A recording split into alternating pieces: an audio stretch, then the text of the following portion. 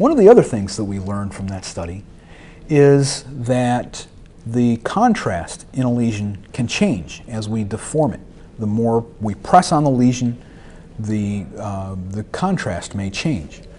And we had some skeptics in that statement early on when we published that work in 2003. So one of the things that we've done that we're showing here is to use the displacement estimates that we use to form strain images to actually correct for the motion. So we apply those displacement estimates to correct for motion frame to frame, and if we've done a good job of tracking motion and correcting for motion, then the B-mode image shown below in motion compensated data should appear stationary, and it does. Similarly, the strain image also appears stationary, so you can watch a pixel in time and not be confused by the fact that things are moving like you are on the top, and see that the contrast in that lesion changes as we apply surface pressure. So, changing contrast, particularly large-scale changes in contrast, seem to be indicative of fibroadenomas. Invasive ductal carcinomas behave just the opposite, typically. As we press on them, they tend to get stiffer. It's rather difficult to see in these images because the change is more subtle and the background is more noisy, but we've measured it, it does get stiffer. So one of the things that we know also is that the contrast in an E-mode image can sometimes depend on how hard you press. In fact, you can press hard enough, particularly on fibroadenomas, to make the contrast completely go away. You can still see the lesion in B-mode, but you see a high-quality elasticity image with no contrast. And it doesn't mean that the technology has failed. It simply means that the method of applying the technology and the interpretation of the information may need to be adjusted. Again, typically high-quality strain images are obtained with minimal surface pressure, minimal pre-compression. Well, we can understand what's going on in that case by considering the stress-strain behavior among pressed tissues. This is data out of Paris Wellman's thesis, actually, not the Surgical Archive manuscript, but out of his thesis. And we use Paris Wellman's data because he obtained stress-strain curves with very minimal pre-compression and then over about a 10% strain range for a wide variety of breast tissue types. One of the things that we see here is that there are a number of ways of defining an elastic modulus. Elastic modulus is basically a description of the slope of the stress-strain curve. The tangent modulus is one that comes to mind. We just think of the tangent of the curve at some point, for example, at 8% strain here for an invasive ductal carcinoma. But there's another kind of modulus called a secant modulus, where it's referenced to some initial point like 0, and then from there out to 8% strain. So you see that the slope of the curve is very different depending on the kind of modulus that you define. But among these different tissue types, we have very different slopes of that stress-strain curve, so very different moduli. If we consider, for example, an invasive ductal carcinoma, very stiff tissue, embedded in a fat background, if we deform that fatty breast 10%, the soft stuff, the fat, is going to deform a lot. The stiff stuff is not going to deform much. Well, we can actually image that quantitatively by doing a mathematical reconstruction to estimate a shear modulus, secant modulus distribution. And we're showing the same data that we showed previously, the B-mode image, strain image, and now a secant modulus that is scaled to the background. So these are not absolute moduli, but they're scaled relative to background tissue. And we see, as we suggested from strain images, that we get the highest secant modulus when we have the least amount of transducer pressure. And as we press on the fibroadenoma, the secant modulus decreases, red being very stiff, green being less stiff. On the other hand, the invasive ductal carcinoma, again, behaves just the opposite. The harder we squeeze on it, the more red or the stiffer it gets. So we can look at these movie loops of secant modulus and interpret that stress-strain relationship, how things are stiffening relative to each other.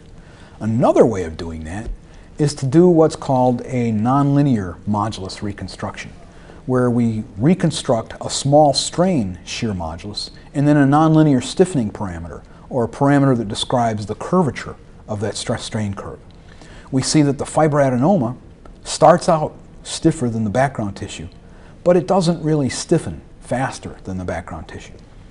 On the other hand, the invasive ductal carcinoma has a stiff core area that is also quite nonlinear, stiffening much faster than the surroundings. So a nonlinear modulus reconstruction gives us a pair of summary images that tells us about the initial stiffness differences and the curvature of that stress-strain curve. Again, shown here, we're looking at the initial small strain modulus and then how much curvature there is in that stress-strain curve. Well, another thing that we're working on, in addition to quantitative elasticity imaging, is extension to 3 dimensions. There's a couple of methods of doing that that are on the market now.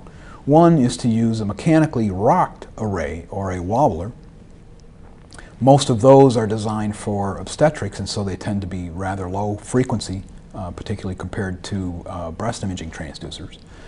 This is one way of acquiring 3D data. Another is to use a fully populated 2D array that electronically scans, no moving parts. This particular transducer type is called a capacitive micromachined ultrasound transducer, or a CMUT. Some folks, marketing folks for example, might call it silicon transducers or silicon technology. This is a prototype that Siemens has developed. It's a laboratory-based device that we have used to scan a phantom. And it's more designed for breast imaging, more appropriate for breast imaging. This is some of the data that we acquired from it. This is from a phantom that was designed to cause elevational motion, or out-of-image plane motion, as we deform it. But then for this data, we simply reconstructed strain, or created strain images based on just a 2D data sampling. So we created strain images that are very much like the strain images that we're presenting in breast tissue. And we see the characteristic noise in those strain images that's associated with out-of-plane motion. So we know that when we actually have 3D motion, but we're only sampling that in 2D, that elevation motion results in decorrelation, noisy strain images. On the other hand, if we do a full 3D tracking in that volume, then we see that we get very high quality strain images throughout the region of interest. Again, same data, but full 3D tracking, volume strain images. Using the curved linear array, we see that the tracking is not quite as good. It's a lower frequency transducer, so that's not surprising, but still, it's an adequate quality strain image, again, based on technology that's already on the market. So, to summarize the ongoing developments, we know that there are several available approaches to display elastic nonlinearity. One is to display movies of strain images with large deformation, and that's simple and intuitive. Another is to reconstruct a sequent modulus, and these are a quantitative image, although they're scaled to the background. And watching those through a movie loop and how tissue may or may not stiffen as it's deformed helps to interpret that stress-strain nonlinearity. But the most direct way to do it is to do a full nonlinear reconstruction, and that provides all the information in just 2 images. And then, of course, extending all of this to 3D. So just to conclude, in the normal strain imaging that's available on the systems on the market today, one of the things you want to look for is consistent frame-to-frame information across a sequence of frames. When you see the same information through a series of, say, 3 to 5 frames or more, then you can have increased confidence that the information really is robust. In interpreting that information, you want to look at the size and shape of the lesion in B mode compared to the elasticity image. If the size and shape are similar, it's likely to be benign. If the size is smaller in the strain image than it is in B mode, again, likely to be benign. But if the size is larger in elasticity than it is in the B mode image, and if the shape is quite different, then it's more likely to be malignant. In addition to that, with the things that I just showed you, there's many developments on the horizon. There's many new applications beyond just breast imaging, so we think this is a very exciting future for elasticity imaging. I want to close by thanking the number of people that have contributed to this effort over the years.